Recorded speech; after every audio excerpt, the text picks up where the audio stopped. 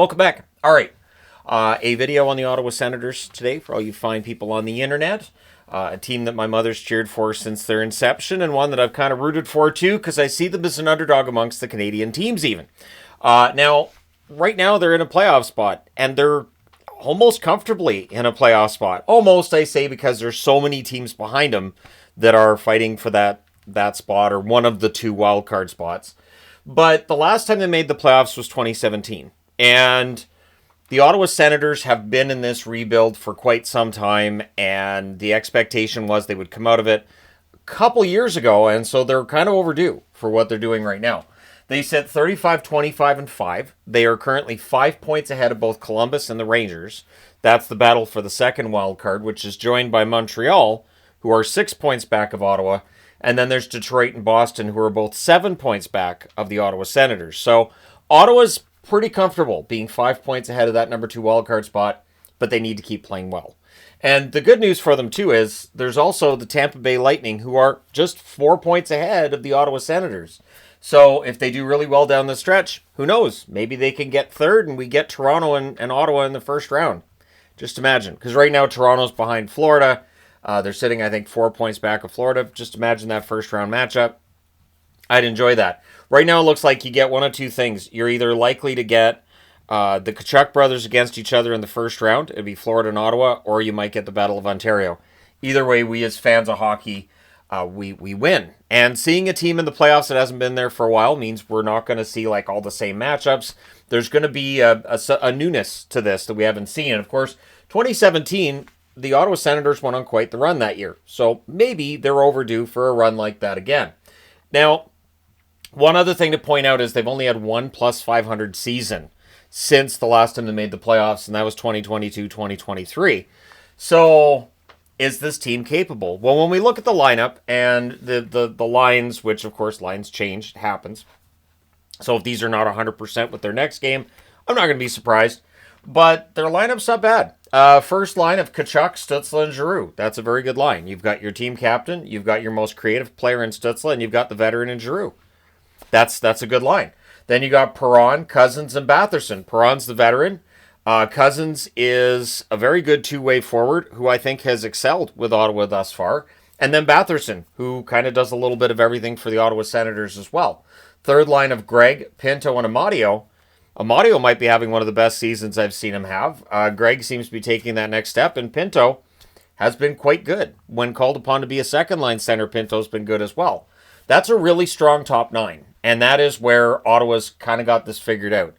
And it makes sense now. You bring in Perron. He's a veteran on that second line. You've got those veterans there who have the experience and can help these younger players out when things get difficult or, last few minutes of a game. They might have some advice on things that could help those younger players.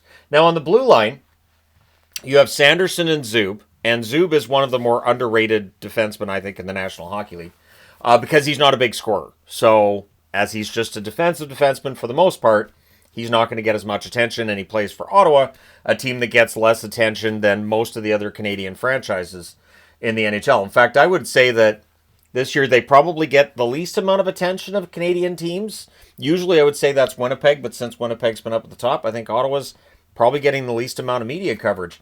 I don't have numbers on that. It feels like that's the case because you got Toronto, Montreal are always going to get a lot. Vancouver's always going to get a lot. Edmonton, you're always going to see a lot there. Calgary's making that run to the playoffs. No one expected. So, yeah, Ottawa's probably the least talked about right now. And then in net, you've got Ullmark and you've got Forsberg. Ullmark's been very good. And the funny thing is his numbers haven't necessarily been great, but his play's been quite good.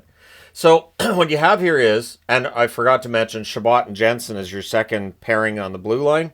Nick Jensen's been a fantastic pickup. So Ottawa's got a nice mix of veterans and youth. They have got a good leadership group here as well. Brady Tkachuk, it feels like has started to mature a bit. And that's one thing that I always said with Tkachuk was that he could get riled up and take penalties that he shouldn't. He sometimes had those lapses, and it doesn't feel like we're seeing that nearly as much from him this season as we have in previous seasons. And maybe it's related to, similar to how I've mentioned with Brad Marchand, that Marchand has those moments of anger and all of the stuff that people get mad about when Boston was losing. And maybe that's the case with Tkachuk as well, that he gets more angry when things aren't going the Sens' way on the ice, so maybe he acts out a little bit. Now, their upcoming schedule is interesting. Tomorrow, they're in Toronto against the Toronto Maple Leafs, so good Saturday hockey night in Canada game right there. Ottawa would love nothing more than to hurt Toronto's chances of finishing first. Then, on Tuesday, they're in Montreal. So that's a huge game for Montreal. Montreal currently, of course, sitting 6 points back of Ottawa, but only 1 point back of a playoff spot. So those upcoming 2 games for the Ottawa Senators on the road, they've got to bring their A game. Then they come home for 1 before they go back out on the road for 3. They come home, and on Thursday, they face Colorado. We know how good Colorado is right now. That's going to be a tough game for the Sens. See how things go. And then they go on the road on Saturday the 22nd. They are in New Jersey, followed by on Tuesday the 25th, they're in Buffalo. Noteworthy here, too, is they have a couple of days off in between the New Jersey and Buffalo games. It's not a big trip from New Jersey to Buffalo. So if they do have any struggles over this time period, they have time for a bit of a reset here. And then on Thursday, they're in Detroit. That's a huge game for Detroit, as well as for Ottawa, because it could really hurt Detroit's chances of making the playoffs or help, depending on how that result goes. Then Ottawa comes back home for 1 again. On Saturday the 29th, they're at home against Columbus. That's a huge game, right? And then on the Sunday, so the next day, they're in Pittsburgh. Pittsburgh's looking better now that they're kind of out of it and they've sold than they did prior to that. So no idea what to expect from Pittsburgh from one night to the next. But over these 8 games for the rest of March, there's some winnable games here. That being said, there's also some pretty intense matchups here, and it should make for some really fun hockey. Now, for Sens fans, this is how it's supposed to work. They're supposed to be in a playoff spot, or at least close to it, and these games are supposed to matter down the stretch. It's nice to see that after a tough setback last year. Much like Ottawa, or much like Buffalo in 2022-2023, Ottawa had a good year, and the expectation was that that improvement would continue. Ottawa had that setback last season. Buffalo, of course, did not experience that jump, and they still haven't, but Ottawa seems to be experiencing that now. Now, I wanted to focus on the last month because there are some players who are really starting to step up. Stützle, in the 9 games they've played over the last calendar month, 3 goals, 8 assists, 11 points. Stützle's been excellent. Sanderson, 9 games, 1 goal, 9 assists, 10 points. Jake Sanderson, offensively a fantastic defenseman. I don't hear anybody complaining about his contract these days either. One that at the time I totally understood why he got the money he did. Brady Tkachuk, 7 games, 6 goals, 2 assists, 8 points. The heart and soul of the team, absolutely. Batherson, 9 games, 2 goals, 6 assists, 8 points. I've already talked up Batherson. The stats back up my talking him up. Pinto, 7 games, 5 goals, 1 assist, 6 points. And one thing I want to point out, too, that I've noticed in recent games for Ottawa, these guys are having fun. And I know that sounds weird, but down the stretch, when you watch teams, and you look at the benches especially, and you'll often see one bench that seems to be a little more chipper than the other. And that tells you that they're relaxed. They're probably getting along really well, which winning helps with that. But this team just, it feels like there's some confidence that's starting to come through too. I noticed that in their game last night, that they seem to have that confidence starting to come through. And that to me makes them dangerous come playoff time because they believe in themselves, and I don't think they're going to be concerned about starting the postseason on the road.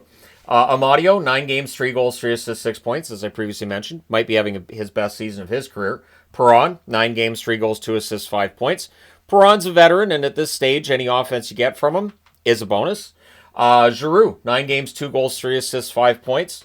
Claude Giroux is a player that came to Ottawa to win. It seemed weird when that was his stance, but well, and I say weird because if you want to go somewhere where you have a chance to win, Ottawa would not normally be that first choice, but Giroux wanted to help Ottawa out, and he has. Ridley Gregg, 9 games, 2 goals, 3 assists, 5 points for Gregg as well. And then Chabot, 9 games, 1 goal, 4 assists, 5 points. I've talked up Chabot for years. I'm glad to see that he's now part of a really good defense core. And that top 4 on the blue line is solid. This is not a team that if they do make it to the playoffs will be an easy out. I don't think so anyways. Ullmark's been 5-2-1 over the last month, 903 save percentage. And save percentage probably a little bit lower than some might expect, but he's been quite good. Forsberg, just the 1 win, 938 save percentage. Anton Forsberg makes a solid backup goaltender for the Ottawa Senators. And then you look at their scoring over the last month, and goal scoring has been a problem for this team at times. I think they've been shut out 6 times this year. And it's interesting because they can go ice cold for games on end. And that's something they have to guard against in the playoffs. So if let's say game 1 against Florida, they lose that game 3-0, they have to be very, very careful that it doesn't start getting in their heads and they don't get into one of those situations where it just they can't get the puck in the net. They're squeezing their sticks too hard. They're trying for the perfect pass, right? But 3.67 goals scored per game over the last month tells you they figured it out. 3.11 goals against per game is actually a little bit high. They're going to want to bring that down. Their power play's been excellent, 23.3%. The penalty kill needs a little bit of work, 73.9%. And this, again, is over the last month. They're actually getting outshot by 31.2 shots per game rather than the 29.1 shots per game they're taking. I will say, though, a lot of that is going to be slanted because Detroit outshot them like 85-3 the other night. It felt like it anyways. So the shots, but yeah, it is something that they're going to want to keep an eye on because the way they played against Detroit, they can't play that way. Obviously against a team like Florida in a playoff series, or it might not be a very long series, but I'm sure they'll figure this out. Now, their pending unrestricted free agents are worthy of discussion for a simple reason. Not all these players are going to end up coming back, and for these players, it's a chance for them to go on a bit of a run and maybe increase their value for, towards free agency this summer.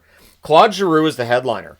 I think Giroux probably comes back. I think it's one of two things. Either he retires or he comes back for a year. The Joe Pavelski thing, right? You come back for a year, you sign another 1-year contract, like Pavelski did in Dallas. Nick Cousins, Matthew Highmore, also pending UFA, and Gaudette. And Gaudette's an interesting one because he's had a season in Ottawa I don't think he would have had anywhere else. It's likely a career season for him goal-scoring wise, but I will be interested to see what he gets for a contract for next year. He's going to get a deal, but do you pay him based on what he scored this year, or do you say, it's probably not going to be that kind of goal-scoring next year, and so you offer him something that may seem a little bit low for his overall total this year? We'll see what they do. Hamonic on an expiring deal. Gilbert's on an expiring deal as well. They acquired him at the deadline. And backup goaltender Anton Forsberg. I wouldn't be surprised to see Forsberg go. I think you go with Sogard as the backup next year. I think he should be about ready. And then you go from there. One good thing here with Ottawa, too, though, is if you look at the pending UFA list, this is a team that's got everybody of most importance. Outside of, Giroux's one that's important for sure. But almost everybody's signed into next season as well. So the best thing about what's going on with Ottawa right now is they're having success, and they're built to continue to have success. And this is a team that, of course, is looking to get that new arena built and, land deals and all this. I think when you have a more successful franchise on the ice, I think it makes it a little bit easier to get those deals done. I think that you're going to see an increase in the team's income because of, more fans showing up because this team is now a playoff team. And so it might make things a little bit easier for Michael Andlauer to get the arena built, and the deal done that he wants done, than it would be if Ottawa was having another throwaway season, and if we were talking in this video about how, well, they're not going to make it this year, but maybe next year. A conversation I'm really glad we're not having right now. There's only so many ways you can talk about a team missing the playoffs every year before it's kind of like, well, we're here again. Ta-da! See you later, everybody. Sort of like, Buffalo. But I tried my best to go at it with a different slant this last time around with Buffalo. But I'm glad I don't have to do that with Ottawa. So let me know your thoughts. Do you think the Ottawa Senators are capable of upsetting a team in the first round in this year's playoffs? And maybe generating some more buzz? Do you think that this is just going to be, the experience going forward? And do you think that this is a team that's going to be dangerous for years to come? Let me know your thoughts. Hit like and subscribe if you haven't done so already. Thank you guys so much for all your support as always. I will talk to you again soon.